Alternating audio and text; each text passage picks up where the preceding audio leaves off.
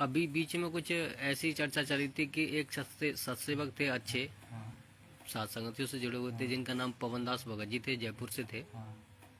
उनके बारे में ये कहा जा रहा था कि वो पैसे लेते हैं, गलत मार्ग बता रहे हैं, गलत विधि बता रहे हैं। क्या आपको लगता है कुछ सही है? मगर जी इस प्रकार से अब देखो, जीव है, हर प्रकार की अपनी अपनी बातें बताते हैं और सब अपना अपना मनमाना आचरण बताते हैं। मगर जी इस प्रकार का कोई कार्य नहीं।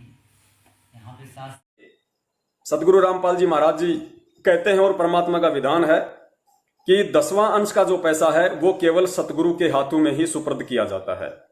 कि 10वां अंश का जो पैसा है वो केवल सतगुरु के हाथों में ही सुपुर्द किया जाता है। कि 10वां अंश का जो पैसा है वो केवल सतगुरु के हाथों में ही सुपुर्द किया जाता है, या सतगुरु के आदेश से जिसको वो कहें उसको सुपुर्द किया जाता है, या सतगुरु के आदेश से जिसको वो कहें उसको सुपुर्द किया जाता है, या सतगुरु के आदेश से जिसको वो कहें उसको सुपुर्द किया जाता है। तो दो बातें हैं, सतगुरुदेव जी शरीर रूप में हमारे बीच है नहीं, तो उनका ऐसा मतलब उनके हाथों में देना फिलहाल संभव नहीं है।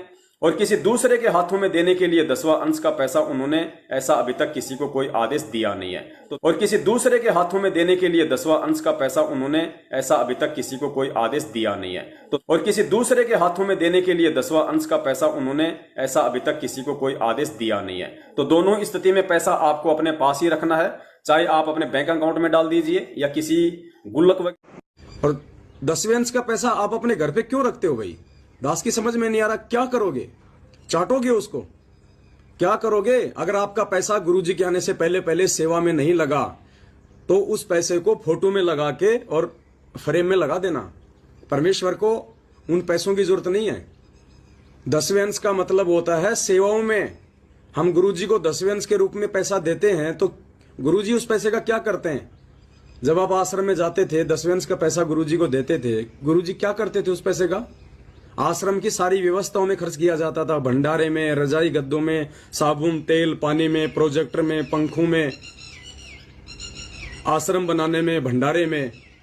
तो मेरी समझ में ये नहीं आ रहा, जिन जिन भाई बहनों के पास में जो सत्सेवक हैं, सात संगति से जुड़े हुए हैं और जिनके पास में 10वें अंश का पैसा रखा हुआ है, वो उस पैसे का क्या कर रहे हैं अपने घर पे रख के?